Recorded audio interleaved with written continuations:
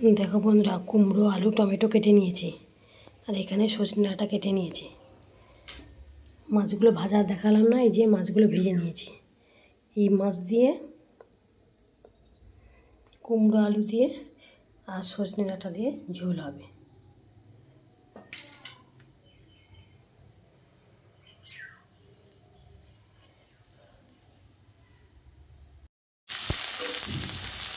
শুকনো লঙ্কা ফোড়ন, জিরে ফোড়ন আর পেঁয়াজ ভেজে নিচ্ছি।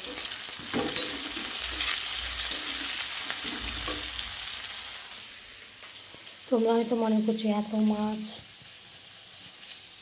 এত তরকারি খাবে কি? আসলে আমাদের বাড়ি মিস্ত্রি কাজ করছে, দোতলার প্লাস্টার চলছে, প্রায় 6 জন মিস্ত্রি কাজ করছে,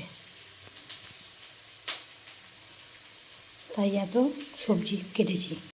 পেঁয়াজগুলো লাল লাল করে ভাজা হয়ে গেছে, এবার সবজিটা ভেজে নেব। কুমড়ো আলুটা তুলে দিয়েছি, ভালো করে ভেজে নিচ্ছি। ডাঁটাটা এখন দেবো না, ফুটে উঠলে ডাঁটা দেবো।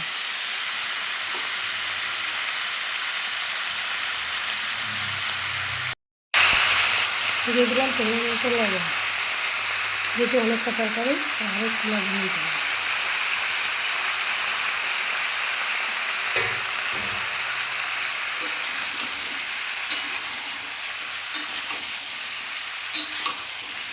এই কচি কুমড়ো দিয়ে মাছের ঝোলটা খুবই দারুণ টেস্টি হয়। তোমরা তো কচি কুমড়ো দিয়ে ডাঁটা দিয়ে মাছের ঝোল বানিয়ে দেখবে। আর এই তেলাপিয়া মাছ হয়, আমার তেলাপিয়া মাছই আমি এনেছি। দিয়ে দিলাম হলুদ গুঁড়ো, লঙ্কা গুঁড়ো।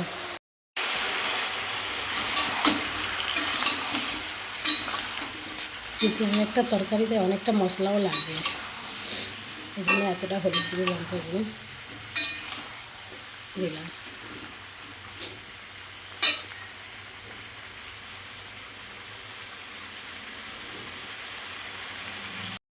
সবজিটা ভাজা হয়ে যাচ্ছে, এরকম বাতাসা, কচি কুমড়ো আছে, বাতাসা দিলে ভালো লাগবে। আমরা চিনি খাই না, তাই চিনিটা ছিট করে দিলাম, বাচ্চারা দিলাম।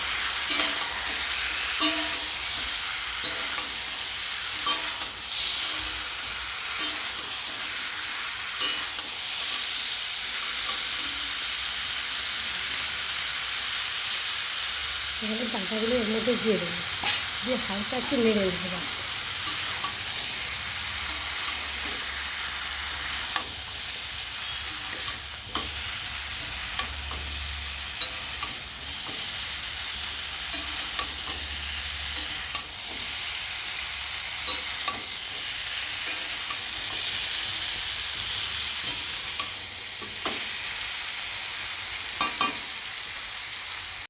এবারে জল দিয়ে দেবো, আর একটু ভেজে জল দিয়ে দিলাম। তোমরা গরম করেছো এইভাবে একটু পাতলা ঝোল জিরে ডাঁটা দিয়ে বানিয়ে খেয়ে দিয়ে দিতে, কচি কুমড়ো আর ডাঁটা দিয়ে খুবই দারুণ টেস্টি এবং সুস্বাদু। কড়ার মধ্যে ছিল, আমি এই গামলির মধ্যে ঢেলে নিয়েছি, কড়াই ধুচ্ছিল না। এতটা তরকারি আবার মাছ পড়বে, এবার একটা ঢাকনা দিয়ে দেবো। দেখো বন্ধুরা, মাছের ঝোলটা ফুটে উঠেছে, কিন্তু আলুগুলো সেদ্ধ হলে তারপরে মাছটা দেবো। এখানে মাছের ঝোলটা ফুটছে, এখনও মাছগুলো দিইনি, একটু পরে দেবো। আর এখানে দেখো এই ঢেঁড়স আর আলু কেটে নিয়েছি, সর্ষে পোস্ত বাটা দিয়ে এটা রান্না করবো, নিরামিষই রান্না করবো সর্ষে পোস্ত বাটা দিয়ে, খুবই দারুণ খেতে লাগে। মাছগুলো ততক্ষণ ভাজা হোক, আমি সর্ষে আর পোস্তটা বেটে নিই। সর্ষে আর পেঁয়াজটা বেটে নেব ভেন্ডি আলু তরকারি জন্য। তাকে একটা মাছগুলো সব দিয়ে দেবো।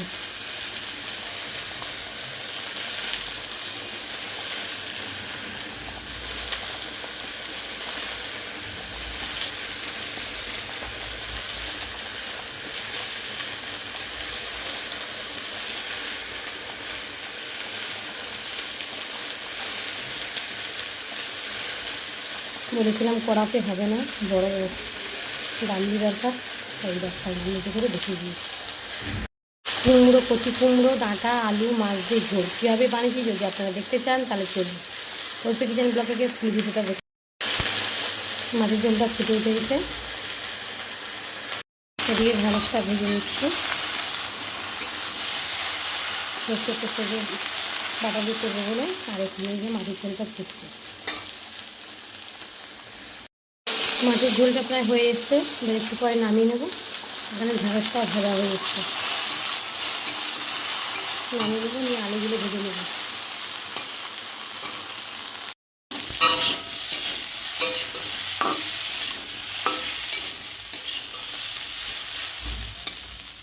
আলুটা ভেজে নিচ্ছি, ঢ্যাঁড়সটা ভাজি নামিয়ে নিয়েছি।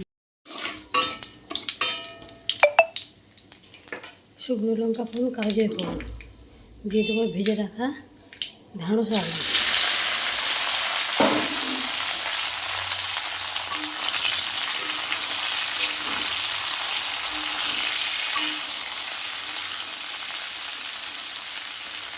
একটু ভেজে নেব, ভেজে এই যে বেটে রাখা রসুন, পেঁয়াজ আর সর্ষে দিয়ে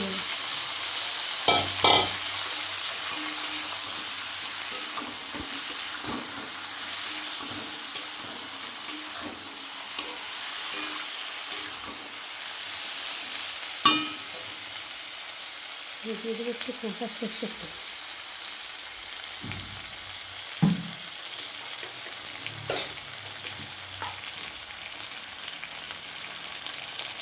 দিয়ে দেবো হলুদ গুঁড়ো,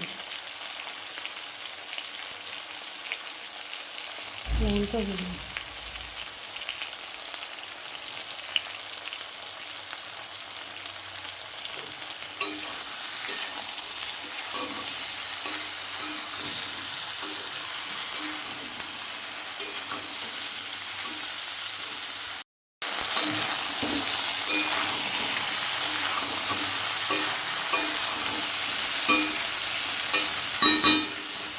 ভালো করে ভেজে।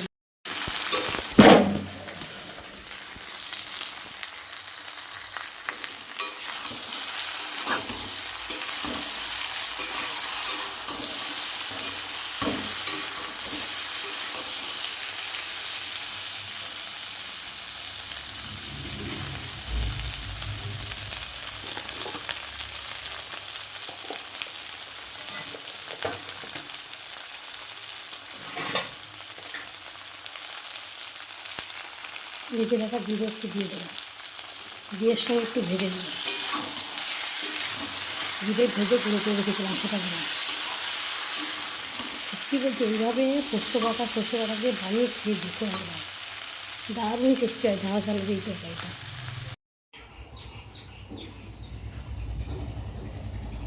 ভেজে জল দিয়ে দিলাম।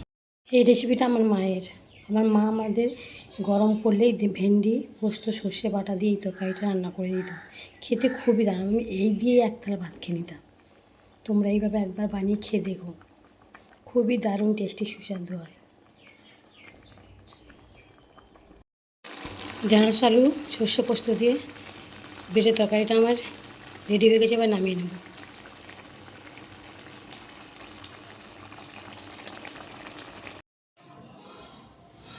বন্ধুরা কেমন হয়েছে জানিও, যদি ভালো লেগে থাকে। বন্ধুরা কেমন হয়েছে জানিও, যদি ভালো লেগে থাকে তাহলে আমার চ্যানেলটি সাবস্ক্রাইব করে দিও, আর ফেসবুক থেকে দেখে থাকলে লাইক কমেন্ট শেয়ার করে আমার পাশে থেকো। দেখা হচ্ছে পরের ভিডিও, পরের রেসিপি নিয়ে। আজকের মতো টাটা, সবাই সুস্থ থেকো, ভালো থেকো।